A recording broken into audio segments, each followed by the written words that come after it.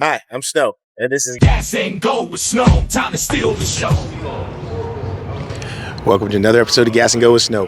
I am here at SEMA 2024, and I definitely think I found one of the most unique builds that I've ever seen at SEMA. So I'm here with the guys from Vintage Iron and Restoration. So Mark, first of all, hey, thanks for taking the time to talk to me. Logan, man, you guys did an incredible job. So Mark, tell me a little bit about what Vintage Iron and Restoration is. So we're a hot rod shop, and the electric vehicle is something that we want to grow into. Who knows what's going to happen, and we just want to be well-rounded and have more capabilities of doing different things. I mean, we build things, we make things. So this was kind of a fun project because it made us think outside the box. Okay, now is this your first EV conversion? No, our first one was a 72 El Camino. We used the 2 Hyper 9 motors. We've done a super light, and we're working on a 4th project right now. Okay, now, so that sounds like a lot going on at the shop. So who's turning all those wrenches? That'd be me. All right. So we got the brains of the operation, and then we got the gears turned in over there. Yep, all right. Yep. Well, let's talk about this vehicle. So maybe we start from the back here, and so tell me what we got here, and what was the inspiration behind this? I mean, how do you even come up with this concept? Well, a lot of it was the customer. And he'd come in every week and go, hey, I saw this, I want to do this. Hey, what do you think about this? All those kind of things. And he'd be bringing in all kinds of, like the little porcelain knobs on the fence. He had a box of those. Yeah. When we started the project, we just had a cab and a frame, and it didn't even have any wheels on it. And he had been collecting all sorts of little parts, signage and everything. So that kind of got us going. Okay, so it sounds like the actual customer was an active part of the build. Now, how did you find that experience? That was wonderful. It really helps us out a lot, and it's fun to build something and have the customer there because you can get to know them. They become friends. It's just a great part of the business. Okay, now, all right, Logan. So a couple questions for you. Yep. Right now, obviously the customer brought in some of the parts and stuff. Now, how did you find it as far as implementing those ideas? Or did he say, I want headlight buckets for taillights? Or did you come up with that idea? That's something that I actually came up with myself, just kind of playing around with, some of the things that we had laying around the shop as well. Just really wild, wacky, weird, and out there was, the criteria for it. So he'd bring in a box of stuff and, this kind of fits here, this? Just things like that. Well, let's start here from the back. Let's point out some of the details for the average viewer who maybe doesn't notice this. Because like I said, the first thing we talked about, headlight buckets. Mm-hmm. And now, this is a 47, right? Yep. So where are these headlights, taillights from? So those are actually from a Thunderbird. Okay. 57, I believe. 57 Thunderbird. 57 Thunderbird. And then they're like 30s Chevy headlight buckets. Like I said, we just kind of had laying around the shop. It fit kind of perfect in there, so we just made it work, and now we got taillights. And then one of the first things, when Mark and I were talking yesterday, the first thing I noticed was this is like one of the hood emblems off of an F-100. Yep. And what I like about that is you got the gear and the lightning bolt, and that just totally sums up this truck. Yep. And that's really why we use that, is like it really does. It kind of, shows exactly what's going on with this thing. Yeah. And that gave us some inspiration for our Vintage Ion logo. Yeah. I like it. Yeah. Okay, so now as we move around the truck here, this has to be the crown jewel of any vehicle, is going to be the running gear, the power plant. And what you guys did here, my introduction to this truck was an Instagram video.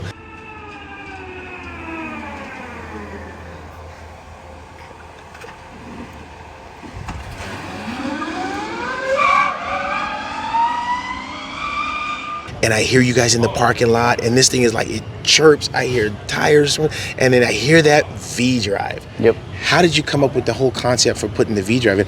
And why would you put the reVolt motor back here?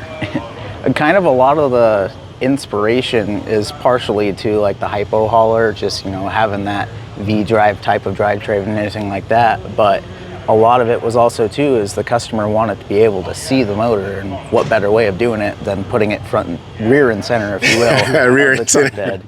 But I mean, it's just a beautiful motor and everything, and we really wanted to show it off too at the same time. And we made the right choice switching to this instead of doing our original plan, of course.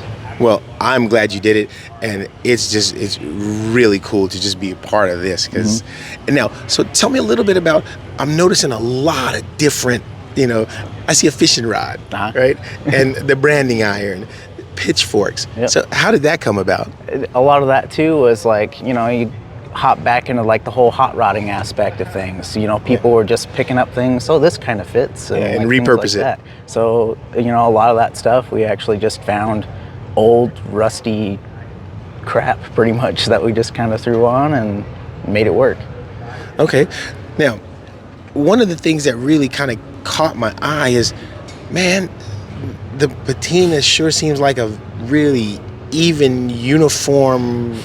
How did you get that? I mean, you didn't just rust the truck up. I mean, what did you do? No, we did actually. If you mix up hydrogen peroxide and salt and spray it on bare metal, it rusts immediately.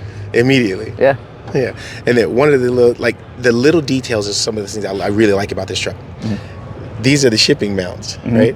And you guys actually used them to mount the motor, and I thought that was a nice touch. So tell me about this transformer. This guy, this is one of the things that really is, other than the big shiny motor, that's one of the things that really sticks out the most. So how'd you come up with that? And man, isn't that thing heavy? It was heavy when we first got it. So when those are fully loaded with all the coils and all the mineral oil and everything inside it, it weighs about 500 pounds. Mineral oil. So this thing is filled with fluid. Not anymore. It's fully gutted. It weighs about less than 50 pounds now. But that was a trek getting it back to the shop and getting it up here and seeing where we're going to put it. Okay. Well, I like the placement of it. I'd like to bring up about our little super atom charger. Okay. There was a purpose for that. Yeah. All right.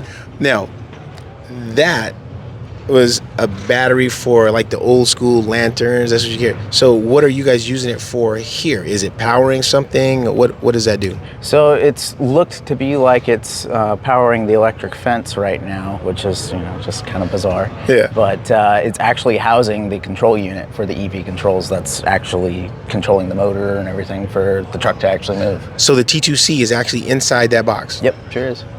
And there was a reason why it had to be put back there, is because usually that's in the front. We would be able to put that under the hood or inside the car. Yeah. Well, we didn't want to extend the wires, so we put it right there. That's what the harness is part of. Yeah.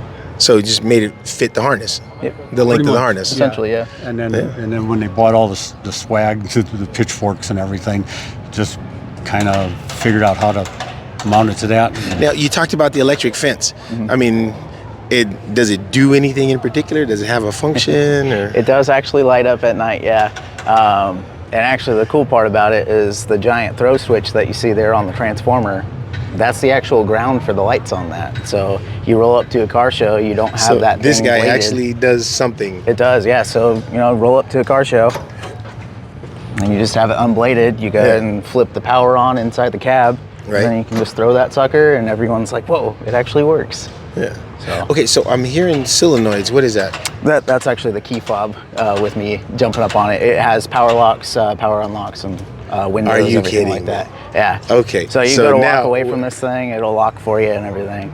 Well, now, if you got all that modern technology, I want to see what the inside looks like. So let's check that out. Yeah, absolutely. Alrighty.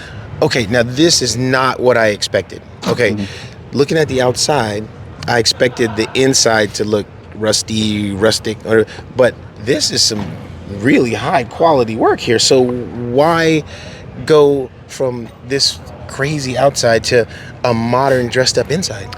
To be completely honest, the customer's wife wanted to be able to ride in it and she wanted to be comfortable. So it had to be nice inside. So is this a comfortable ride? It just yeah. seems like you'd be all crunched and, Getting in and out is a bit of a trek, but once you're in there, you actually feel, pretty comfortable, pretty safe, more just kind of enclosed. And then, so what are we working here with? I see the instrumentation. Is that what, Dakota Digital? Dakota Digital, yeah. Okay, so Dakota Digital, and then I noticed you got the displays. Now, is that for your state of charge, battery parameters, motor parameters? Yeah, Tells you so everything state about of the charge, battery health, everything like that is on the small display in there on the dilithium. And then you got your AC control still. The iPad is there for the EV controller and things like that. But like some of the gauges on the Dakota Digital are actually functional as well. It's just a matter of finding out how to implement them and make them work for obviously a different altogether drivetrain. And I noticed you got some sounds there. I see the Pioneer on the floor. Yep. The sound system got all the is pretty creature nice. comforts. Yep. Okay. I know this seems kind of odd since I see the motor back there, but let's look under the hood. Yeah, absolutely. So go ahead and pop this open here. Hood latch is the ornament. Oh wait, hold on. Stop it. Yeah. Stop it. Are you kidding me? So this is the hood latch. It is. Yep. And so actually, okay, I like that. you can see it's all just Yeah, mechanism-wise there. that's pretty cool. Yep. All right, beware the rat. You see the rat. Now, so tell me what we got under here. I know. I see you got ABS unit. Yeah, so that's the electric brakes there. The accumulator is back there in the corner. In order to make the steering actually nice and comfortable in there, instead of driving a bus, we actually have the drop-down unit here in order to drop it down to the Mustang suspension that we have there. All right. Our actual 12-volt harness and fuses is actually inside the fuse box. Okay. And then we've got our 2 onboard chargers and then the DC to DC converter down there. Okay. Now, one of the things that I guess we didn't really point out at the beginning is that this thing is fully electric. It is. So what are you using for, where's the power coming from? I mean, you got a lot of room, but I don't see any of the space used up for batteries. So actually all the batteries are underneath the truck. We've got 2 battery packs that are underneath the cab. We're using the 100 kilowatt hour pack from just the Tesla modules. But yeah, there's 2 3 boxes underneath the cab and then 2 5 boxes for a total of 16. Okay, so a full 100 pack. Yep. So we're looking about maybe 200 miles of range, give or take. Which is crazy. Yeah. This thing wouldn't get 200 miles under with a 50-gallon gas tank in it. Yeah, I like it. Okay, now what are some of the other little details or accents that you guys added to it? A couple of things that I know is like the electric sign there, and it's crooked. The caution electric is crooked. The little details like that really add to the character of the vehicle. What else did you guys do to it to kind of give it its own unique accents? Obviously, the truck was it looks like it sat in a field, and I see the bullet holes and stuff. The But customer wanted to leave the bullet holes. So on the back of them where they would go into the cab, they're siliconed off. But he even was joking around saying, well, take it out back and shoot at it a little bit more. We didn't. Yep. all right. Yeah, but yeah, I mean, some of the other stuff, we kind of wanted to go a little bit for a mini semi-truck look, if you will. So we did the roof lights and the giant mirrors. We did the visor, and then a lot of the other little stuff, like the signs and stuff on the doors. That's all stuff that he brought in that we just threw on the truck as well. So now, when you started doing this, I'm guessing that the vision changed, but did what he brought in, did that help guide you to this? Absolutely. Yeah, it really did. Just because it's all, that old vintage looking electrical stuff that, we wanted to make it look like it's been on this truck for a long time, and it's doing absolutely that. Well, you guys succeeded. The one last thing I want to point out, and I got a question for why did you do this? I was looking at the weld here where the cab is put together, and what's with the stitches? So he's actually an eye surgeon, so he wanted to incorporate some kind of stitching somewhere on the truck because it's been cut apart, it's been welded back together. So what better way of displaying that than showing that we'll just stitch this together really quick. So we've got a staple look on one side, and then we actually have wire on the other side as well. Yeah, it totally gives it that that Frankenstein vibe. Where can people see more of a vintage iron and restoration? I mean, where were you? We're actually we're located in Scottsdale, Arizona. Okay. Like we had mentioned before, we don't only do electric vehicles. It's just another loop in our belt that we do. Right. We do resto mods, full restorations, preservations, regular routine oil changes, things like that. So we pretty much do everything. Everything automotive. Yep. Yeah. And clearly more. Yep, and All right. more. So last question. Purpose of the flex capacitor. What? It draws the people in. It does. Because when I walked by, I was like, Yep. what? Does that say flux capacitor? Yep. Yeah. All right. Well, hey, gentlemen, you know what? This is an incredible build. Mark, thanks for taking the time to talk to me, man. Absolutely. Hey, Logan, you guys did an incredible job on this truck, and I hope everybody gets to have as much fun as I did with this thing. Yeah. So we'll see you guys next time on Gas and Go with Snow. The king of the streets got the swagger, oh my. First shot he needs to do with a low rider machine. Cherry red paint, chrome wheels like gleam. Snow pulls out his camera, ready to roll. Gas and Go with Snow, time to steal the show.